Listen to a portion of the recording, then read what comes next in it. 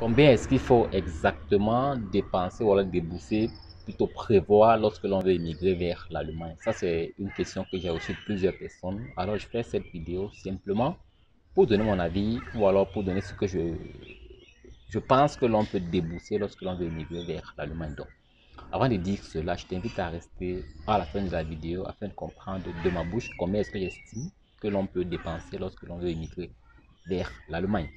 Tout d'abord, je tiens à rappeler qu'il existe plusieurs moyens d'immigrer vers l'Allemagne et pour chacun de ces moyens, les coûts sont différents. Donc, principalement, il faut savoir que la somme à dépenser pour immigrer vers l'Allemagne dépendra d'abord déjà de ce que vous aurez décidé de faire en Allemagne.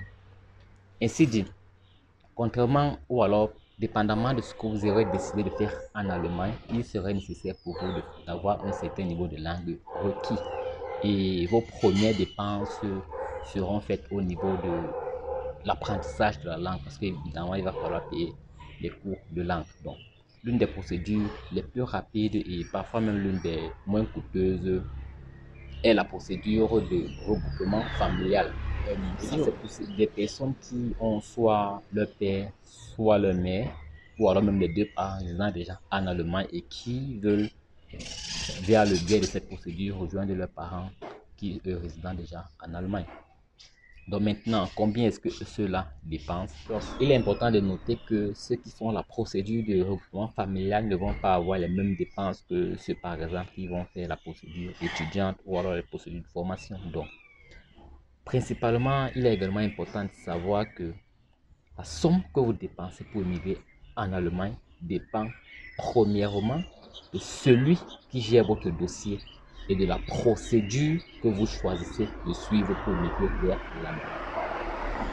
Donc, je vais parler précisément de la procédure de recrutement familial qui est très souvent rapide et très peu coûteuse parce que oui, les parents résidant déjà en Allemagne sont ceux qui s'occupent du dossier et vous conviendrez avec moi que ça devient plus facile pour eux ou alors moins coûteux pour eux vu qu'ils ne payent pas une tierce personne pour s'en occuper.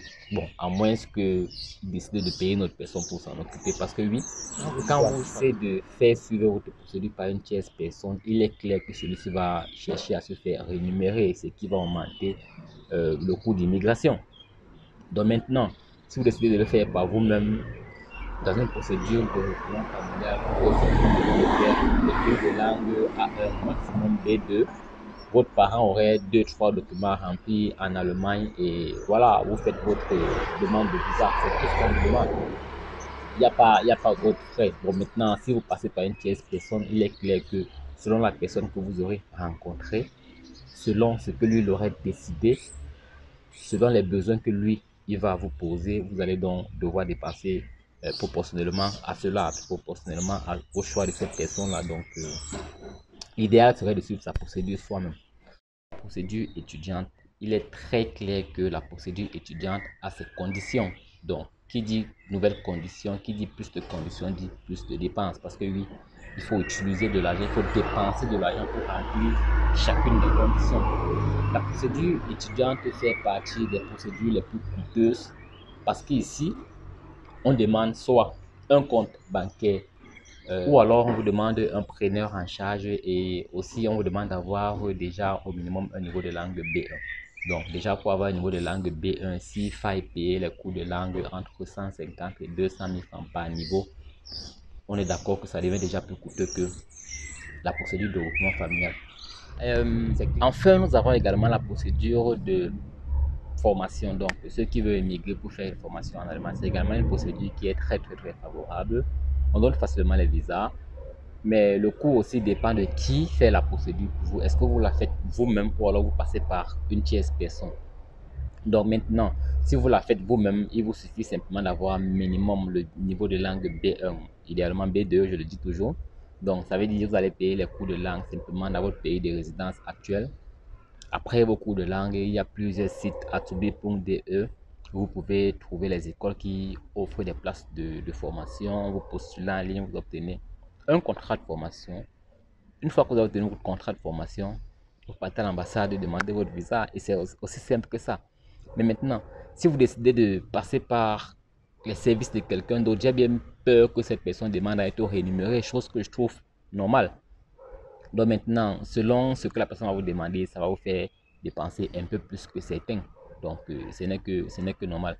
Mais moi personnellement, ce que je pense comme procédure la moins coûteuse ou alors comme décision à prendre lorsqu'on veut émigrer vers l'Allemagne, ce n'est pas nécessairement de regarder le coût, bien que cela soit un aspect assez important, mais surtout de regarder l'aboutissement de la procédure. Donc, il est important ici, pas de dépenser moins d'argent, mais seulement d'obtenir son visa d'entrée en Allemagne.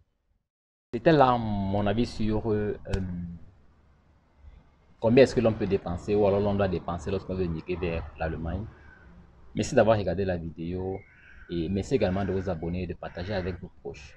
Et on se dit à bientôt pour une autre vidéo. Ciao.